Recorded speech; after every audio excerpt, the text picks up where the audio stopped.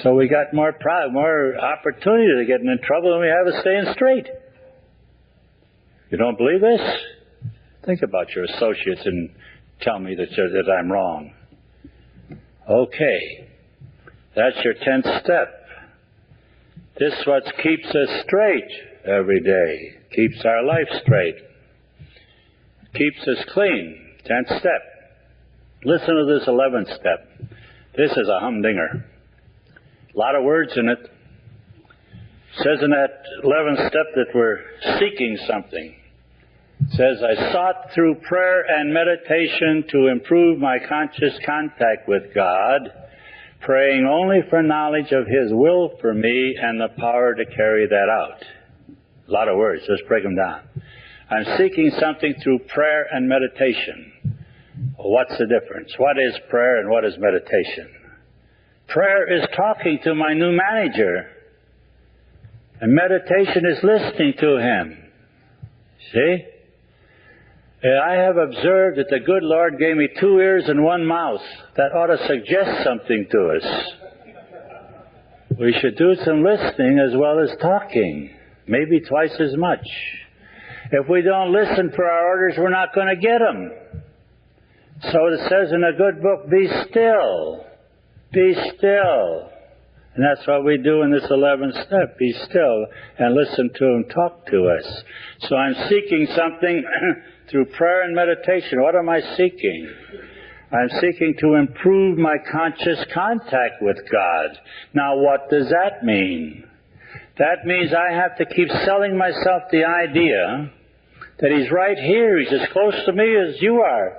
I can talk to Him, I can feel Him, I can get answers from Him. He's not way out in the blue yonder where He's inaccessible, where I used to think He was. He's right here. Remember the time those birds landed on the moon up there? Remember those first fellows that got on that moon and the guy jumped up there, the huge big leap for humanity? What did they do up there? They talked to Him up there. Remember that? They talked to Him on the moon. And we were talking to Him down here. So He really is accessible. I don't care where you are. Hey? You can't get away from Him. He's here. He's everywhere. So I sought through talking to Him and listening to Him to prove my conscious contact with Him. And I have to keep selling myself that He's here and not way out in the blue yonder. He's here. Then now it tells me what I'm praying for. Ask a lot of people in an AA group what they pray for. You know the answer you'll get? I pray for sobriety. Oh, slop 'em. You don't pray for sobriety. You have sobriety. Thank Him for it. We have a lot of things we can pray for. We got one thing, we should pray for other people. We should pray for guidance and direction. We should never do anything without asking the Lord first His direction. And boy, you'll wind up in some of the funniest things sometimes by doing that. I know I was a salesman, and I'd have plans made to be a certain place at a certain time. When that time came, I wasn't there at all. I was somewhere else. And I had nothing to do with this. In retrospect, I can see with that place that I did wind up, I was supposed to be there. Eh? I tell you, the things that happened in my life, I could write books about it, and they were true. And not only my life, I see it in so many other people, too. I wish it could be in everyone's. It can be if you will accept this. So there I am. I'm seeking through talking to Him and listening to Him. Faith comes through the spoken word. We speak this and we get faith. So it tells me what I'm praying for. What does it say? It doesn't say sobriety. It says praying only for knowledge of His will for me and the power to carry that out. What do you want me to do, boss? I'm your boy. You're my manager. Tell me what you want and give me the strength to do it. Boy, He'll tell you what to do. I'm not kidding you. He'll put you in places you never dreamed of being. I guarantee you, I'll promise you that. And I also know this. It tells me in the good book that He'll never put anything on me that He won't give me the power to execute. So, what do you want me to do, boss? And give me the power to do it. He'll give it to you, boy, double. Believe me, you'll get it given to you. You might not like all the orders He gives you. You don't like all the orders from the boss gives you where you work either, but he pays you. And this boss you that got now pays you a lot better than he does. But remember that. So you got to do what he wants you to do. We are here to do service, sought through prayer and meditation to improve our conscious contact with our new manager, praying only for knowledge of his will for us and the power to carry it out. Now what happens? Step 12. You hear so much I hear about 12 stepping. I'm going 12 stepping. I'm going 13 stepping. And another gal and I decided one time down at a retreat down in Texas to get a 14th step. I thought we needed a 14th step. So we got up a 14th step. Love them and leave them. Well, anyway, it says here, something happened because we took these steps. Having had a spiritual experience, how did we get this spiritual experience? As the result of these steps. We took these steps, and as a result, we had a spiritual experience. And what is that? Pray tell. You'll hear people in AA say, come and change your thinking. Change your thinking? If we could think, we would never come here. It isn't your thinking. In Isaiah, it says the whole head is sick. And boy, our head is sick. This blubber of ours is, when we get here, we're anything but well up here. We're very unwell. So, it says here, having had a spiritual experience as the result of these steps. We took these steps and we had this change, this spiritual experience. And what was that? That's not a change here. It's not a change in your thinking. It's 14 inches lower. It's down here. Okay? That's where the change comes. Down here.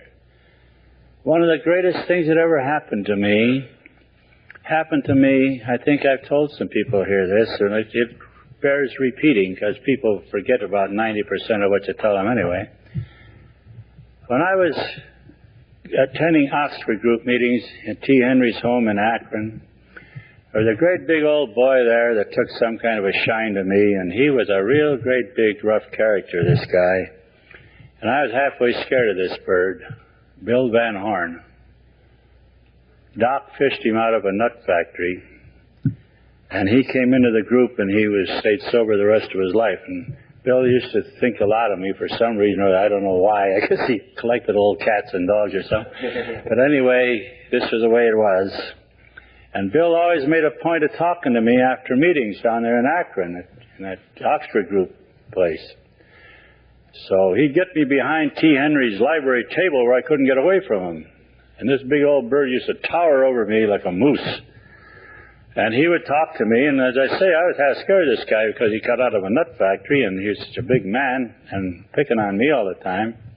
I didn't know what all of his designs might be. Well, anyway, one night he got me back at that table again. He said this to me. He says, Clarence, I'm going to give you the answer to this whole ball of wax. I'm going to give you something here, and I want you to read it. I want you to memorize it. I don't want you to ever forget it. This is the way we got suggestions in those days. So he takes his billfold out and starts unloading all this debris on the table there. And he's looking for something. He finds what he's looking for. It's a piece of paper, and he hands it to me. And I look at that piece of paper, and lo and behold, it's a Bible verse. Now I looked at that Bible verse, and I look at this big moose in front of me. I thought, well, maybe they let him out of that place too soon, you know? But I did what Bill told me to do. I read that, I reread it, and I reread it, and reread it. And it has become one of my very favorite verses. And you listen to this and see if this doesn't hit the nail right on the head. It's the 2 Corinthians, the 5th chapter, and the 17th verse. And it reads this way. Therefore, if any man be in Christ, he is a new creature. Old things are passed away. Behold, all things are become new. Think of that. If any man be in Christ, he is a new creature. All that old garbage is gone. We got rid of it in this 12-step program. We accepted God as our new manager. He took all this garbage away from us. It's laying back here. Old things are passed away. Behold, all things are become new. After the seventh step, we get a new tape to work on. That old tape is wiped out. How about that? Where can people go today? Really people, a lot of civilians. They don't have what you and I have. They don't have the opportunities you and I have. They're going to smolder and rust and do all this stuff, and very few of them ever have a chance. There are millions of them go to church every Sunday, and they're all going to hell. I mean it. What do? Don't think I don't know something about this, kids. You know, I'm a rummy, and when I get mixed up in anything, I go the whole way. No matter what I get into, I'm gone the whole way. They pick on me, and they make me do something, or I'm an easy mark or something. Because I know when I went into the American Legion, no time I'm an officer in the Legion. I'm the finance man looking after their dough. That was a dangerous thing. Then I go into the lodge. I become an officer in the lodge. I leave there. I get talked into joining a church, much against my will. And I joined this church. My ex-wife got me into this. She had been in this church all her life. Her old man was a preacher in that church. And she had 3 brothers that were preachers and a couple of cousins that were preachers in that denomination. And we wound up, they were going to organize a church in Florida. She reads that in the paper, nothing to do. We go down there, and here's a bunch of old ducks that are retired, 70, 80 years old. These people are all, none of them under 70, I'm sure. And I go in there, I'm about 52 years old, and they look at me like I'm a kid. And immediately they got me running errands and doing things for them. So they organized this church, and I really got buggered into this. And we became charter members, the first 50 people on the rolls, you know. So out there, we had our first classes in a schoolroom. I go out Sunday morning, help them set up their altar and do the ushering and, do all the legwork for these old codgers. And finally, the synod bought them a building, and they bought a citrus grove and cut down some of the trees and built a building that was supposed to be our recreation hall eventually, but we moved in there for our church services. By this time, the place is expanding, so little Caesar here, by this time they came around and I had a battle with them on this. They wanted me to stand for ordination as an elder, and I resisted this with all 4 feet, but finally they overcame me. I got pressured, tried to keep peace in the family, so I was ordained the elder, which is one of these people that's supposed to help take care of the spiritual needs of the flock, Well, the next year I'm president of the Bloomin' Church, and for 3 years I'm president, and I'm doing everything in that church. And they decide they want to build a church, and these old ducks are all retired. And I said, well, go get one of these fundraising agencies to do it. But those old Dutchmen don't want that. You know who they picked on to raise the money? Yeah. So I was already getting the money for the current expenses. So I raised for that church. Now, this is 25 years ago, I want you to know. I raised $350,000 for that church, and they never had a mortgage on the church. It's a rummy does this stuff. Believe me, boy, they had visitors coming from the north. They all got tapped. Everybody got tapped. And that money came in, and they never had a mortgage. I told that preacher, I says, don't ever talk to this congregation about money. I'll do the pitching for the dough. You just keep quiet. You can make 1 sermon a year as far as money is concerned, and don't you talk about any money for building a church. If they're going to get mad at somebody, let them get mad at me. So we got the church built. So after the church is built, I could stand here and tell you for a week about the experiences in that deal. I wouldn't do it again for $7 million, but I wouldn't take that much for the experience, believe me. Anyway, that's the way a rummy will do. I go into some workplace, I wind up sales manager. Why is this? I come to AA and I own it. There's a guy over in Tampa. He was a funny guy. I used to get a kick out of him. Big John. He had a sense of humor, great big Irishman.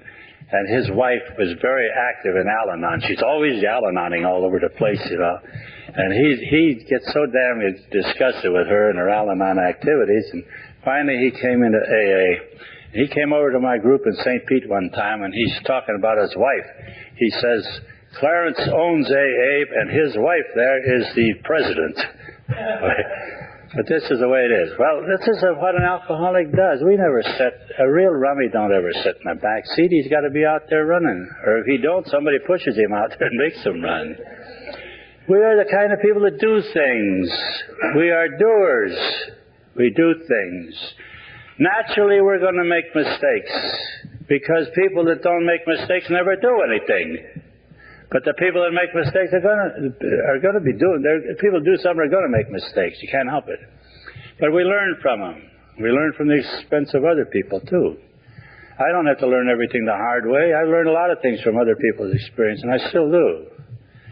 We have a marvelous program. Having had a spiritual experience as the result of these steps, we tried to carry this message to other alcoholics. Did you get that word, alcoholic? One of the big stumbling blocks in our fellowship today is a lot of people are trying to be everything to everybody, and we just are not equipped to do that. The name of our book is Alcoholics Anonymous, and it says so on the cover. And very plainly, in plain English, that says Alcoholics Anonymous. See that? That does not say Dopes Anonymous. That does not say Fatsos Anonymous. That does not say Nose Pickers Anonymous. It says Alcoholics Anonymous. And we have all we can pray over to take care of alcoholics, and that's our ministry. Now, there are places and facilities for these other people, and that's where they should be directed. But when people come here, we are to qualify them as alcoholics. And if they are alcoholics, we have something for them, and they have something for us. But a lot of these other people, all they have for us is grief. And they'll tear our program apart and tear our AA apart. And that is happening in a lot of places, and don't you think it isn't. Kiddos, we get around a lot of places in this country and out of this country, and we see AA in all of its different dimensions. And we walk into a town, it don't take us very long to find out what's going on and what kind of a tempo that AA has in that town. All you have to do is sit in a meeting and listen for a while. And some of the stuff I hear, I do not like. It shakes me up.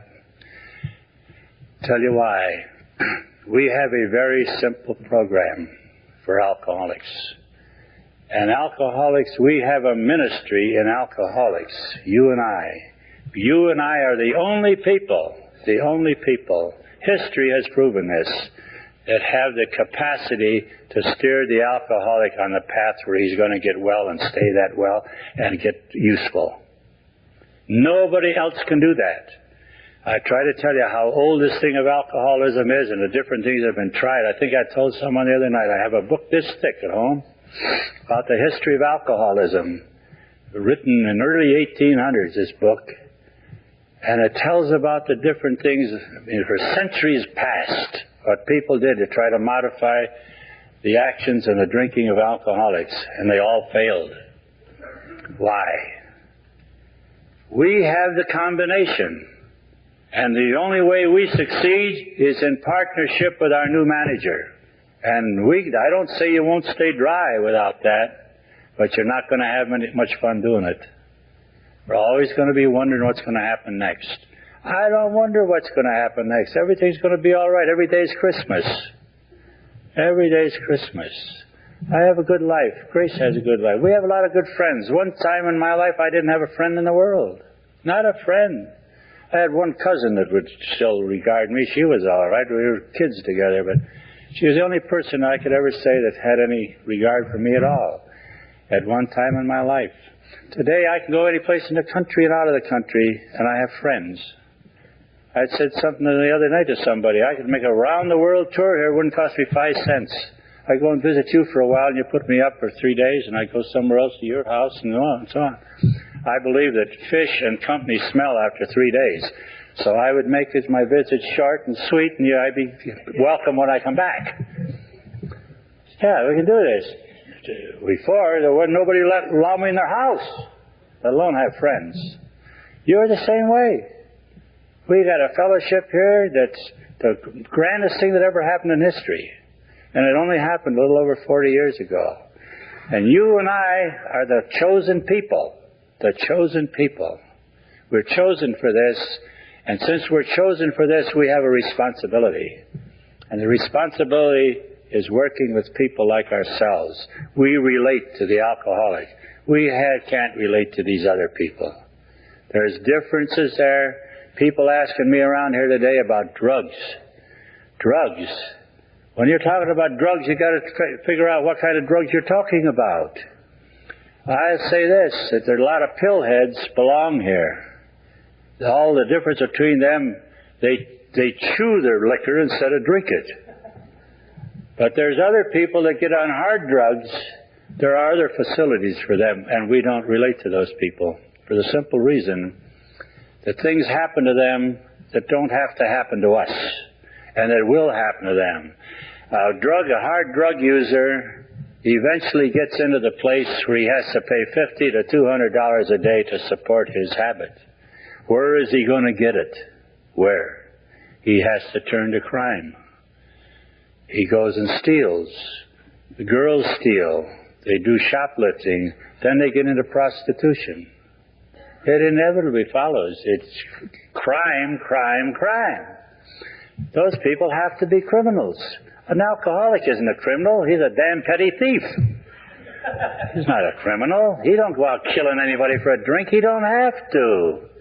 All we have to do, if you hurt badly enough, you don't have the price of a drink, you can go down to you just walk through any supermarket and pick up some lotion and go to it. That'll relieve the tension for the time being. Or drink some of the vanilla extract or something. I drank worse stuff than that. When I was drinking, when I was on the bum, I paid 7 cents a pint for my booze, and I bought it in a wallpaper store. I would welcome vanilla extract. Don't ever try that stuff. You have to work yourself down to that. It takes seasoning.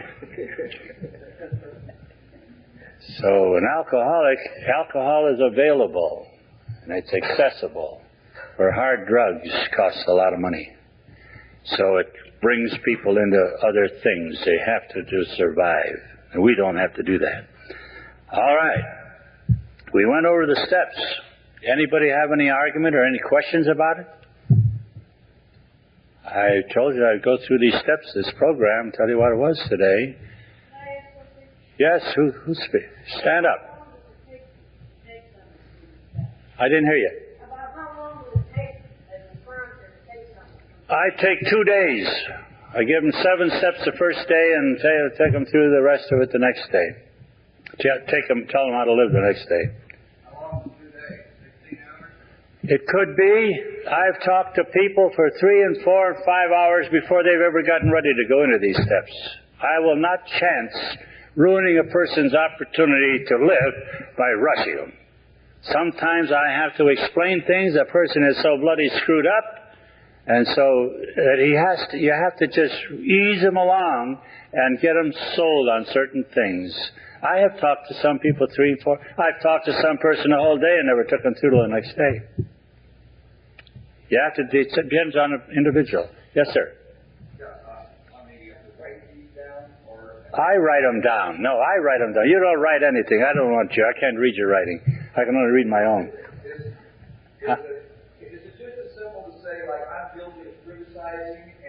Yes, that's right. That's exactly it. That's right. You tell me which one of these you're guilty of, and I check them. See, I have it written down on a paper when you come. So I check the ones you tell me that you're selfish and you're this and that and the other thing. Yes, sir. Well, you have to disseminate what a drug addict is. As I mentioned before, I say there's certain people, these pillheads that chew them, most of them belong here. But we've had them with us forever. But these people that are using those hard drugs that cost them all that dough, there's another facility for them where they can get along much better than here, and we can't do anything for them, really. Well, I don't get new people, but if I took a new person through, I would get him, if he needs sobering up, I get him sober, and after he's sober a few days, then I take him through the steps. But I qualify him before that. I want to know what he really wants to do about it, because I'm not going to fool with him unless if he's in some kind of a panic and just wants to get out of a temporary problem. I'm not interested in that. But if I get a person who really wants to quit drinking, take me, I do it in a few days. Yes, sir. I have no problem with a higher power, because I don't mention him as a higher power. My higher power has a name. And the sooner that fellow learns who that higher power is, the sooner he's going to get well and quit all this lamp posts and all this other crap. No, I don't have that problem, and I'll tell you why. This man has come, or woman has come to me to get what I have. And he's going to get what I have. I don't want what he has. When he starts telling me about his God, forget it. I'm going to tell him about mine. If he won't accept mine, let him go lay in bed with his God and sweat as long as he wants to sweat. And he'll come around if he wants to do something about it. You see, when I talk to a person, I say, what are you willing to do to quit drinking forever? Here's what kills them. They tell me they're willing to do anything. He has no option to give me any argument. Because he come what I want. I don't care what he has. I've met some of the funniest people, these different cults they belong to and all this crap. I went all through that myself. I went through a lot of that stuff. One of the guys who early in my career was into spiritism. And we used to go down to his house and have spiritist meetings and get the old table jumping around and all this crap. That stuff's of the devil. He taught me how to grow a beard right in front of people, and I could do it. Believe it. I'm not kidding you. Boy, we got out of that stuff. I remember old Bill Wilson used to go nuts. He used to write messages on his chest, you know. We got scared to death of this stuff. Yes, sir. Well, they sure are guides to progress. We need some guides to progress, and these are the ones. This is what gives us progress. I don't care what people do. I've heard some of the black-goddess things that people do, and here's all I go by is there's 200 words here, and we don't need anyone taken away. We don't need them added to it. You see what I mean? When we take these 12 steps, the way they're laid out, we take these 9 steps, our life changes. This is a life-changing program. Remember that. And this is a prescription for living. Now let me put it, if you'll give me a few minutes, I want to give you an example.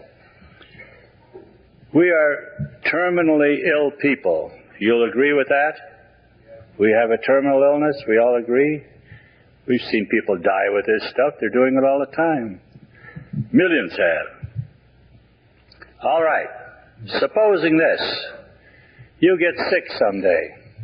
Boy, you feel lousy. You don't know what's wrong with you. You ache here and you ache there and your stomach's upset and everything else. You got the heat and the sweats and what have you. So your wife says, go to the doctor and find out what's wrong with you. So go down to the doctor and you go in there and he looks you over and he pulls your tongue out and looks in your ear and looks in your eyes and taps you on the chest and a few other places, and he says, boy, I don't know about you. You need a thorough examination. You got to go in the hospital. So he dumps you in the hospital. Well, as I said before, you don't get one doctor in a hospital. They have a union. You get 6 of them. And they're all thumping you someplace or other. They're all specialists, see? And you're in there, and away they go. The first day, you're running down there for examination. They're taking your blood and taking everything else. And that goes on all day, and you come back, you're pretty much worn out. They do that the second day, and you're getting it good then, but this time you're sore. You're all over. They have you running in place, and they have you not. They really do it to you. So finally, after 2 days of this, in comes your doctor. They haven't told you one bloody thing yet. This is all a secret between that union. So they get all the information together, I guess, and your doctor comes in, and when he walks in that room, you know that he don't have good news. Because his chin is down here somewhere, and he's looking at his shoes. See if his shoelaces are tied. And you'll say, Doc, what about it? What did you find out? What did you find out? What's wrong with me? Then you do get a shocker, because he shakes his head. Then you know it's bad news. You say, well, Doc, what is it? He says, I'm sorry, I don't like to tell you this, but you have a terminal illness. Terminal, that's the end, isn't it? Doesn't that mean the end? Yep. You mean I'm going to die? You're going to die. Oh, Doc, I'm too young to die. I have too many responsibilities. I have family responsibilities. I have job responsibilities, business responsibilities. I'm a major domo in the lodge. I got a lot of things to do. I don't want to die now. I'm too young. Isn't there something you can do, Doc? Well, he says, I'll tell you what I can do. I'll give you a prescription, and you have this prescription filled and take it like I give it to you, and you can add some time to your life. Boy, what a relief this is. The old procrastination again. You don't have to die right now. It's some other time. See? So you're safe again. Give me that prescription, Doc. So Doc sits down there and starts to scribble and scribble and scribble and scribble in all that scribbling that's peculiar to doctors. And finally he hands you the thing and says, now you take this down to the druggist and have it filled. Oh, thank you, Doc. So away you go with the prescription. You get outside the office and you've been to school and you had some smarts. So you're able to read this diagram that he's put down there. And boy, you look down there and man, oh man, there are 12 ingredients in that prescription. And you look down there and gee, this one down here, that stuff is sour. And I don't like sour stuff. I'm a sweet kid. I like sweet stuff. So I file that away in the blubber, see? Look down a little further. There's another thing down here that every time that I take that kind of stuff, I'm allergic to it, and it makes me itchy, and I scratch all the time. And I don't like to scratch in public, so I put that up in the blubber. So I go down a little further. Here's another thing down here that every time I take that stuff, it causes me to have gas, and I belch all over the place, and I don't like belching in people's faces, so I file that in the blubber, and away I go to the druggist, you know. So I go to the drugstore and say, Mr. Druggist, Dr. Jones says I have a terminal illness. And he gave me a prescription and says that he can add some years on my life if I take this prescription. Will you please fill it for me? He says, I'll be happy to give me the prescription. Wait a minute, Doc. Pull it away from him. This item up here, this sour stuff, I don't like sour stuff. I like sweet stuff. Will you leave that out, please? He says, you mean that? Yeah. Okay, give it to me. No, wait a minute. This item down here, every time I take that stuff, it gives me the itch. And I don't like to scratch all over the place in front of people. Will you leave that out too? You don't mean that, do you? I sure do. Give it to me. No, wait a minute. There's one more item down here. This stuff down here, every time I take it, it gives me gas, and I don't like to belch in people's faces. Will you leave that out too? He said, you really don't mean that, do you? Yes, I do. All right, give it to me. So he takes the prescription and fills it according to your orders. Do you think you're going to get well? You're going to die by inches. That prescription isn't going to do you very much good, because you didn't do what he ordered in the way the specialist prescribed. We have the same thing here in AA. We got a prescription with 12 ingredients. So people think they can take what they want and forget the rest of it. They told Grace that when she came in AA up in Jacksonville, Florida. That nitwit of a sponsor of hers told her that she could take what she wants and throw the rest out the window. When I met her, I said, you better jump out the window with it, kid, which isn't going to do you any good. So this is the way the cookies crumble. Here's how the cat ate the cabbage. Here it is. So teach her the program. She's got a wonderful program. If she'd listened to that nitwit up there, she'd have, well, I don't know what would have happened to her by now. But she had her knight in shining armor come along, you know. Well, anyway, that's the way this prescription is. Yes, sir. I'd like to ask you another question about We got our entire program from the Oxford movement. The Oxford movement had 6 steps, and all we did was take their 6 steps and made 12 out of it. We figured that if alcoholics could screw up 6 steps, they could screw up 12 much easier. Well, he's telling what the experience was of the people who come in, and they took these steps. He says, these are the steps we took, which so-and-so and so-and-so. So, sure, we took them. He's telling how it was supposed to be taken. I don't say everybody took them that way. No. His question is, did Bill write that by himself from rarely? Oh, no, Bill didn't write that stuff. We stole it from the Oxford movement. They stole it from somebody else. Oh, yeah, the Oxford group was a life-changing, it was a spiritually motivated group, and it spread all over the world. It was a very powerful fellowship. And Frank Buckman originated the Oxford group at Oxford College in England with a bunch of college kids. And that thing caught fire, and it spread all over the world. And they had a way of getting their members. They used an inverted pyramid. What they did, they attracted outstanding names, big names, like the Firestones, the Goodyears, and they had a lot of Maharajas and heads of state and heads of governments that belonged to that Oxford movement at one time. It was a very powerful thing. And they figured that when some of these big wheels get in there, presidents of different outfits and congressmen and that, the small fry like you and I would like to get in there and rub elbows with them. So that's how they attracted their people. But they had a good program. They did a lot of good till the connivers got too busy in there, and they ruined it. A lot of good spiritual outfits have been ruined by greed. You want to watch out for that in AA too. Yes, sir. Immediately, when you ask God to remove them, He takes them away from you. They're gone. Now you've got to learn how to keep them gone, and you do that in the last 3 steps. Right? Yes, ma'am. Yeah, same thing. Same difference. Yes, ma'am.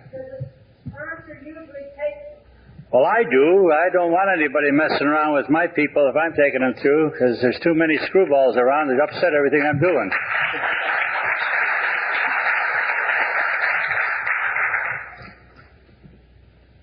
When I take somebody through the steps, Grace don't even come in on it. She has her own. When she takes them through, she does it. I don't bother unless she asks me something.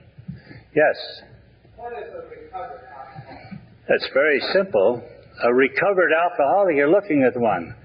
You recover after once you take the steps. When you go through these steps, you're recovered. Until that time, you're not. When you take the medicine, you get well. This is a medicine to make us well. And you can unrecover. You can unrecover. Just like I think I told some people today. You take TB, tuberculosis. That's a terminal illness. But you can go to the doctor, he can give you certain prescriptions and certain rest and certain diet and one thing or another. If you follow out what he does, you can add a lot of years of your life. You're going to recover. But if you violate it, you can unrecover and die.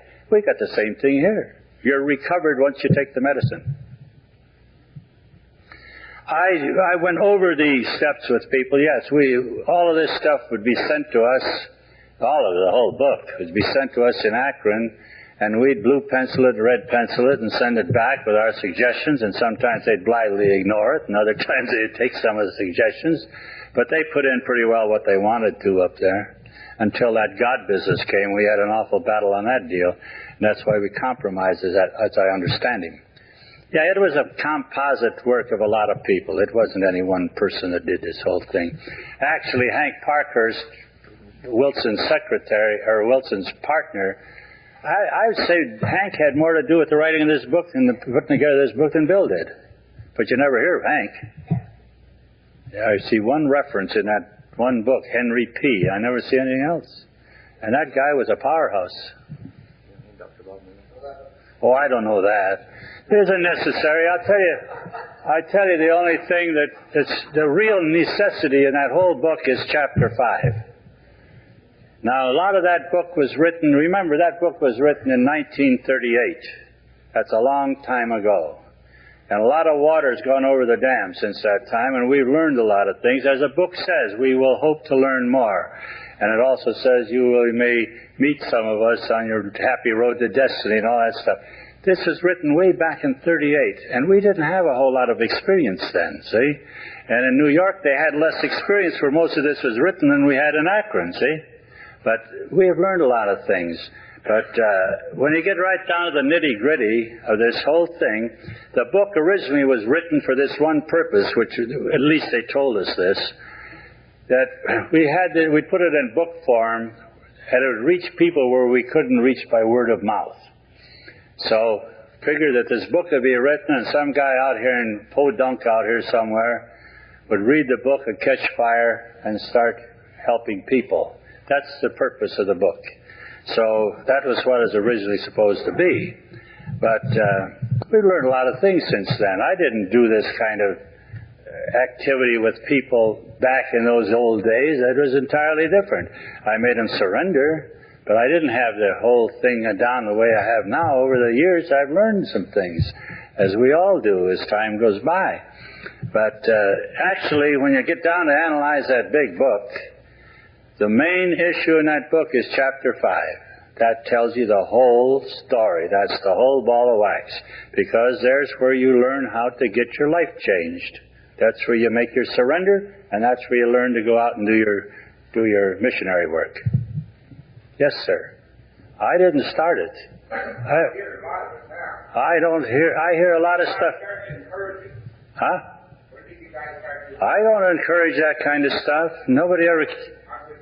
Nobody accused me of that. I don't stand for that kind of nonsense at all. I'm a fundamentalist. I believe in what it says in that 5th chapter, and that's it, period.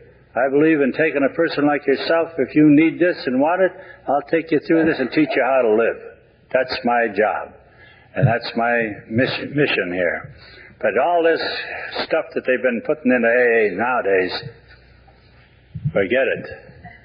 So I say you better be very careful what intrusions are coming into our fellowship, because some of them are not the best things for us.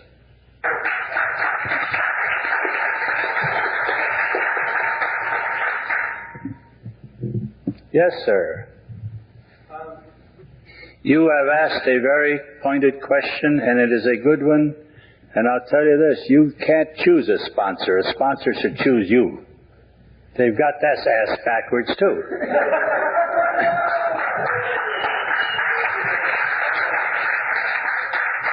Yes, sir. So what do you tell someone that's chosen him yet?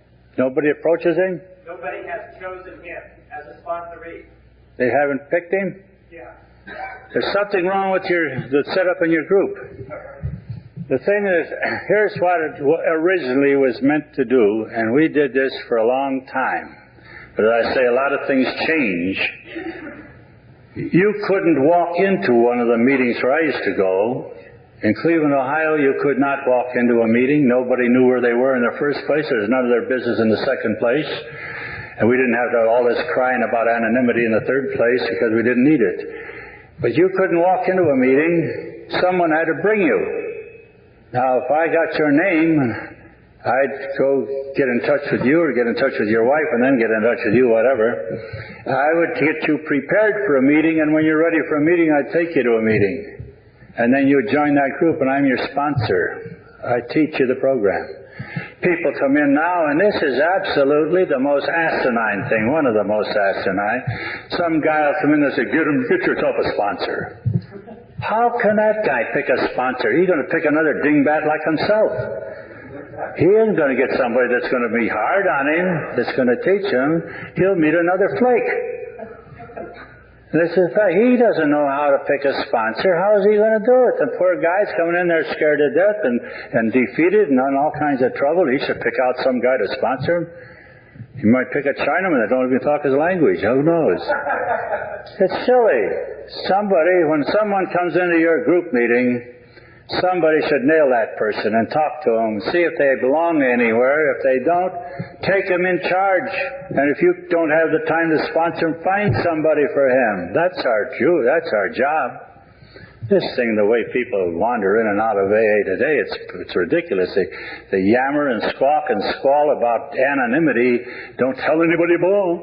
But they open the meeting and let any dingbat walk in there. He can sit there and look the crowd over and find out who has a nuisance value, you know? It's crazy. Yes, sir. I've been coming around a degree here.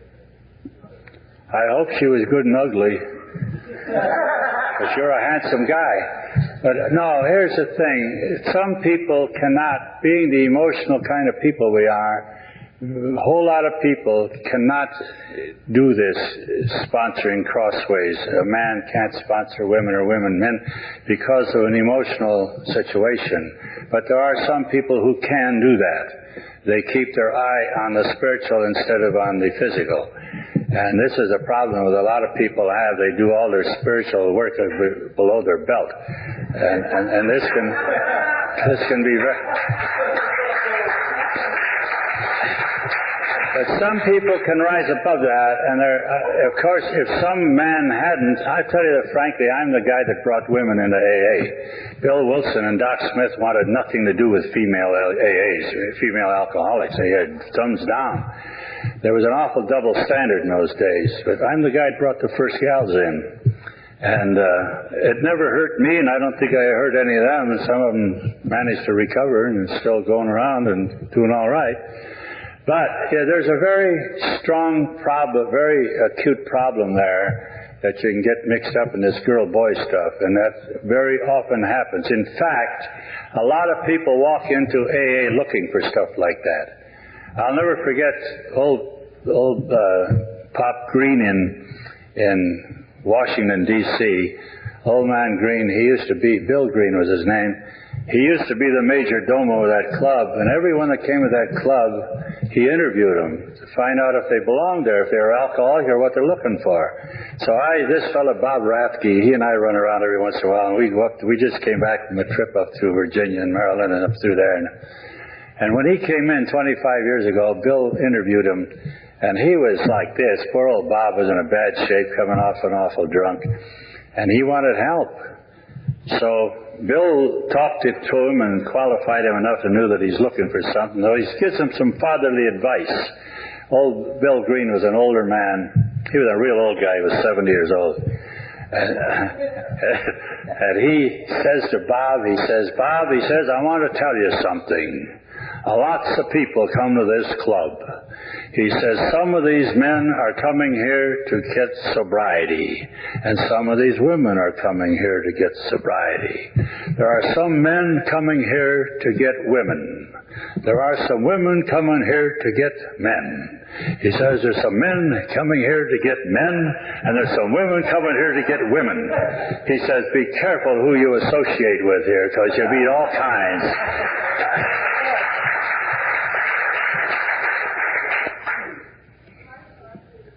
I can't hear a word she say. Her sponsor's a man? Well, that's all right. Well, I think you should go through the steps and have something to carry, have a message to carry. There is no exact time limit to it, but it depends on what you have to give away. See, we are there to carry a message. I told you the other night, I talked about my efforts to get a message. It took me 7 months to get a message, because the evidence of that is it took me 7 months to sell my first person this idea after talking to hundreds of people. But it depends. If you've gone through this program, if this person's gone through these steps and he is spiritually oriented, that's the time he can go out and sponsor. He may not, I think that any person starting out and doing 12-step work should go with someone else who's experienced, because there's things to learn about 12-step work. I think it's a matter of education. I don't think any person ought to go on a 12-step call alone. I don't care if you're a man or a woman, you should go double. You can get in an awful lot of problems going by yourself in AA things. Believe me, you can. Don't ask me, I'll tell you. Yes. Good for you. Two resentments and a pot of coffee and we start a new group. Well, I don't think you should resent that. I think there's a lot of literature that comes in AA meetings. In some places I've seen that are better than some of that stuff that we have. Really. Fact of the matter, let me tell you this. I'm a little bit prejudiced, I must agree. We all have prejudices. I think we'd be dead if we didn't. But some time ago, our delegate, he's a pretty good guy. He's the smartest one we ever had. He's the only one that had any sense.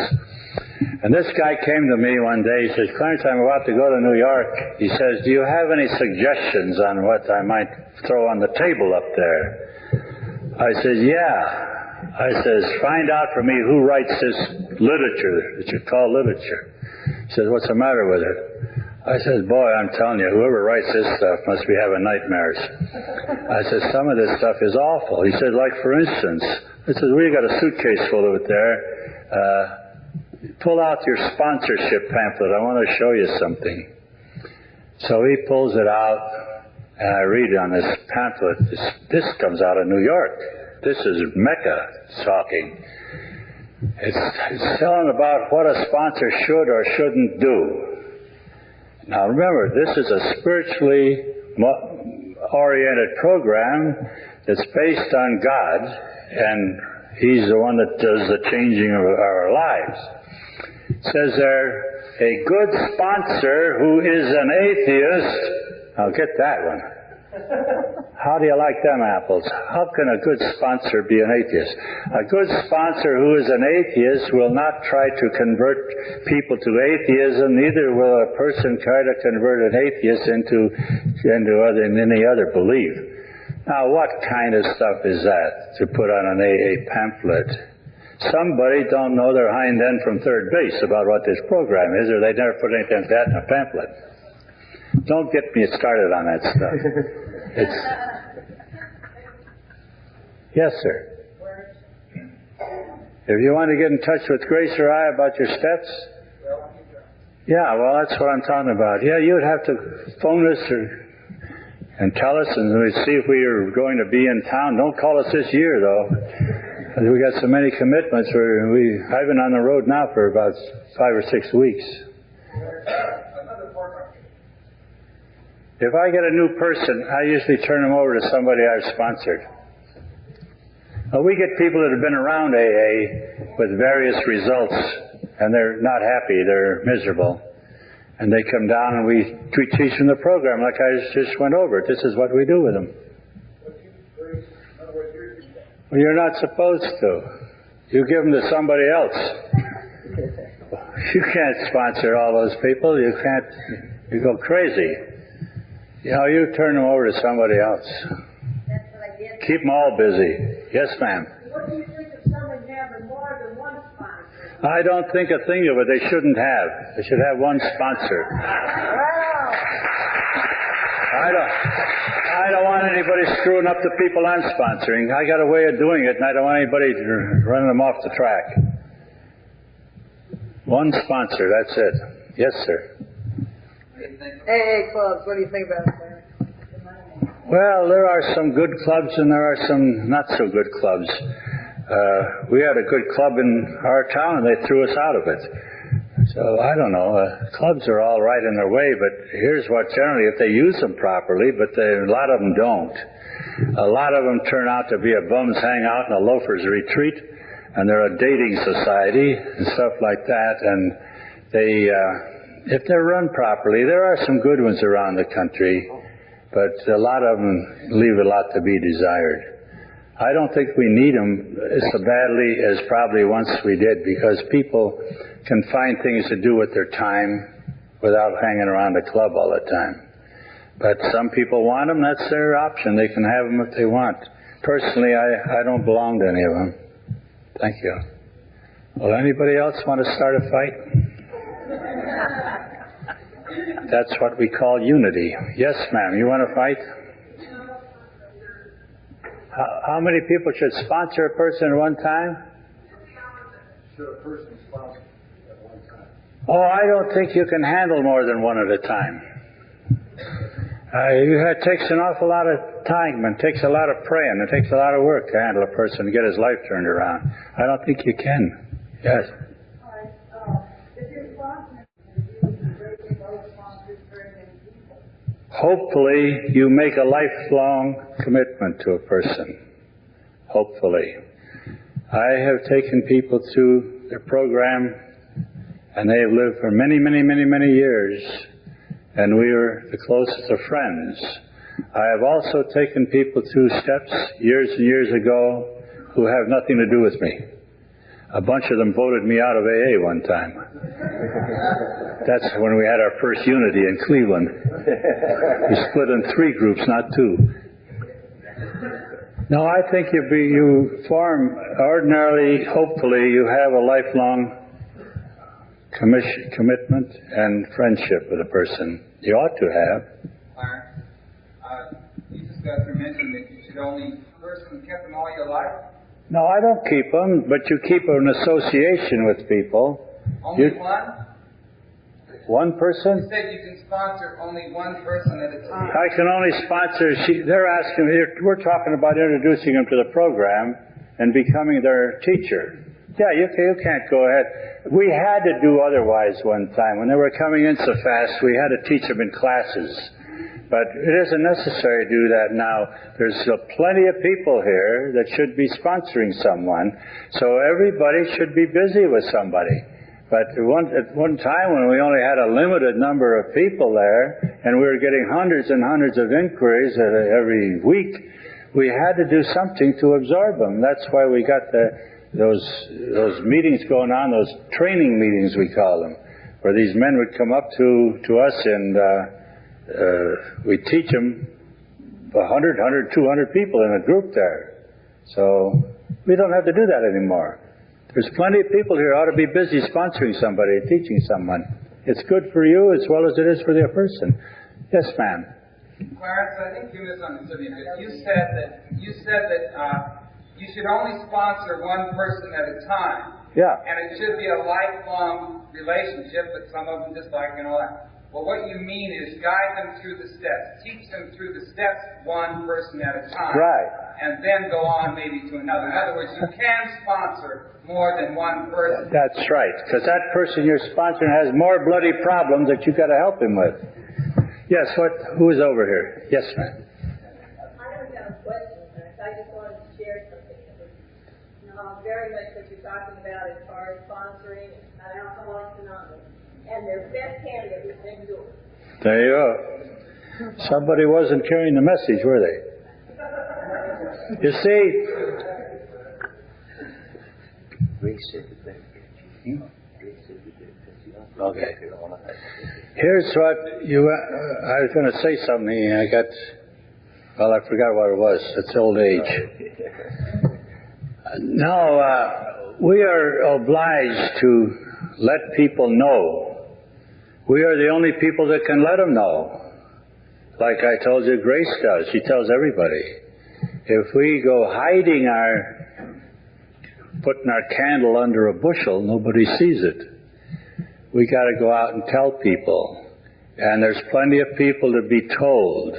And you don't have to run to the jails and the nut houses to do it. Your prospects are in your own group. Your prospects are your next door neighbor. The prospects are the people you work with. They're all around. The prospects you sit next door to in church might be your own preacher. They're everywhere. So these are the people we look for. You don't have to look in the gutters for these people. They're all in their own gutters. We got to cut this off. He's pulling on my coat here. The rent's due. So something's wrong. I don't know what it is. I'm willing to stay till tomorrow, but some don't. Your wife directed me to. I know she did. You listen to her, I don't. Then you don't have to shut up. Anybody else got one question before we close? Because we're going to close it up. Well, anyway, it's been a great being with you and visiting. we've enjoyed our trip here. We've enjoyed meeting you all, and I hope some of you come down to visit us sometime in Florida. A lot of you have our flyers there for our retreat Labor Day. Come on down. If you come, fly into Orlando and let us know when and what your flight number is, and someone will meet you there and take you to the retreat grounds. And you'll enjoy it. Thank you.